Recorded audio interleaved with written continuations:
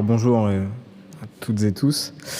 C'est vrai que ce livre s'appelle Nos pères, nos frères, nos amis parce que il résulte de ces 4 années d'enquête. Mais quand Muriel m'a demandé d'écrire un texte pour aujourd'hui, j'ai repensé justement à la recherche du titre de ce livre. Et pendant toutes ces 4 années d'enquête, je réfléchissais un peu à comment j'aurais pu l'appeler. Et il y avait très souvent cette phrase qui revenait de la part de ces hommes qui étaient suivis par la justice. Certains étaient sortis de prison, d'autres y étaient encore. C'était « mais moi, je suis un mec bien ». Ils étaient tous coupables, condamnés, et pourtant, cette phrase revenait systématiquement « moi, je suis un mec bien ». Donc, je me suis posé la question, un peu comme l'a fait Blandine, qui se demande si elle est une femme sous influence, de savoir si j'étais un mec bien. Donc c'est le titre du texte. Est-ce que je suis un mec bien ? Pour s'estimer un minimum et continuer de se regarder dans la glace, on évite de trop se poser de questions. On s'épargne. On se range dans le camp des gens normaux. Car sinon, quoi ? Qu'est-ce que cela voudrait dire d'appartenir au camp d'en face ? Celui des monstres, des bizarres, des détraqués. L'homme violent, c'est toujours l'autre, le taré, le malade mental qui a tué sa femme. Je suis un mec normal qui s'est toujours pensé comme un mec normal, appartenant au camp du bien. De ceux qui n'ont pas de casier judiciaire, pas de mauvaise réputation, pas de casserole au cul. Être un homme, pour moi, un hétéro qui a grandi dans les années 90, inondé d'influences et particulièrement celle du cinéma américain, ça voulait dire s'approcher du héros de l'époque, à savoir Johnny Depp, Bruce Willis, un type musclé, taquin, séducteur, capable de tuer pour venger sa femme, qui ne pleure jamais, ne connaît pas la peur. J'ai adopté ce modèle avec joie, me coulant dans le moule du mieux que j'ai pu. Je n'ai rien subi. J'étais d'accord pour emprunter avec la foule ce que j'estimais être la voie royale pour devenir un homme. Personne, ni mon père, ni mon grand-père ne m'a dit « Écoute, pour devenir un homme, il faudra, comme tous les autres avant toi, que tu suives ces règles d'or. Être fort, ne pas pleurer, jamais. Cacher ses sentiments, ses peurs, ses faiblesses, savoir se battre. Répondre par les poings à la violence, au mépris, à l'insulte, au manque de respect. Et tous les autres, les objecteurs de conscience, les déviants, les qui refusent de rentrer dans le rang, tout cela ne sont que des mauviettes, des tarlouses, des pédés. Pas des hommes, en tout cas. » C'était un message induit qui flottait dans l'air, imprimant durablement nos inconscients.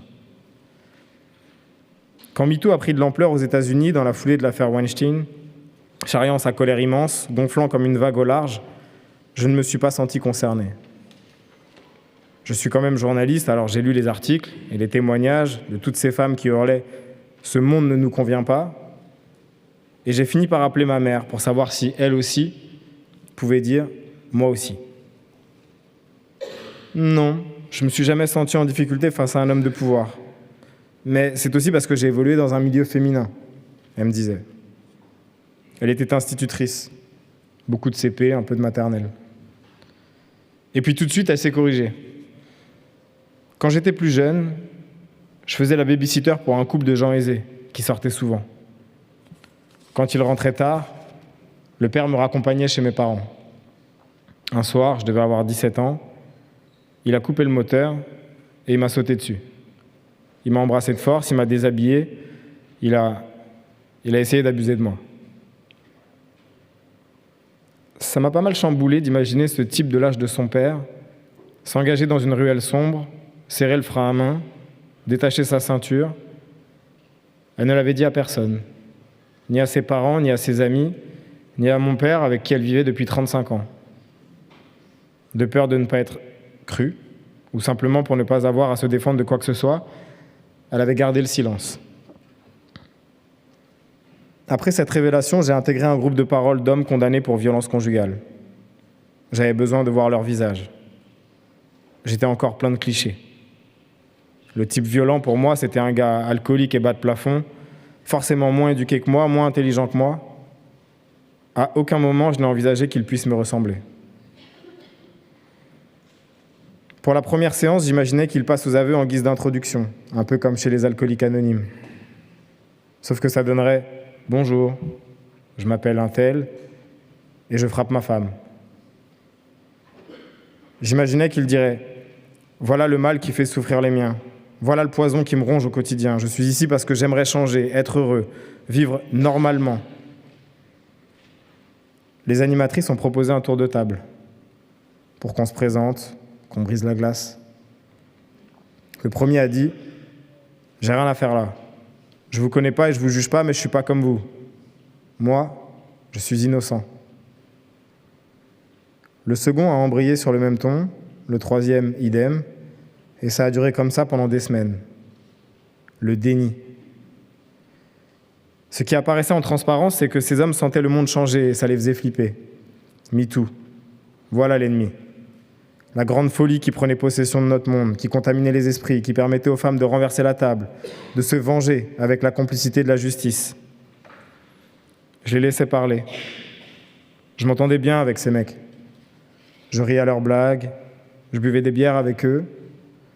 Je retrouvais dans cette salle un univers qui avait toujours été le mien et dans lequel je nageais avec aisance. Car la vérité, c'est qu'on se ressemblait. Je pouvais continuer de me raconter que moi, j'étais un gars bien, puisque la justice n'avait jamais mis son nez dans mes affaires.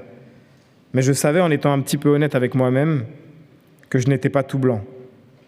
Certes, je n'avais violé personne, jamais levé la main sur aucune des filles avec lesquelles j'étais sorti, mais j'avais passé toute mon adolescence à dominer les deux petites sœurs, à les surveiller, à les fliquer, en pensant bien faire, en me pensant dans mon bon droit puisque j'étais le grand frère.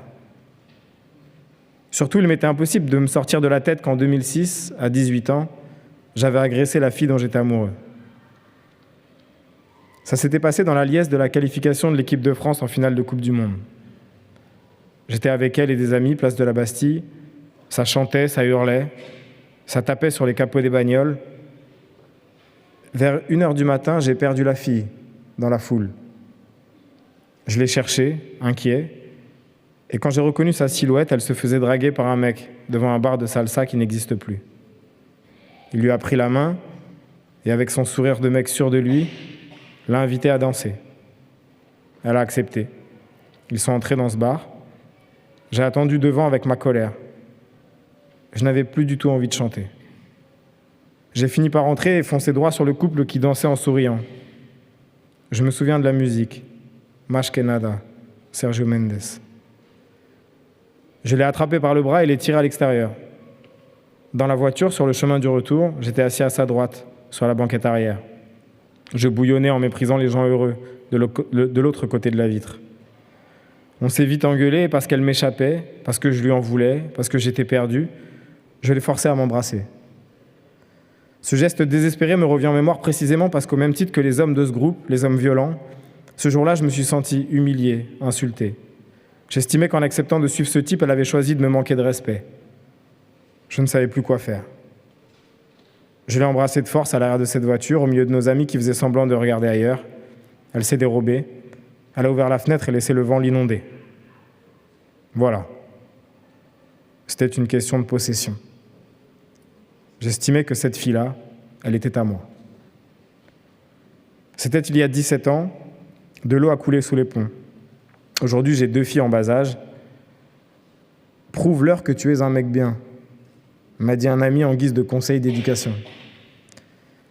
Ça m'a paru lumineux et insurmontable. Est-ce que je suis un mec bien ? Je n'en sais rien.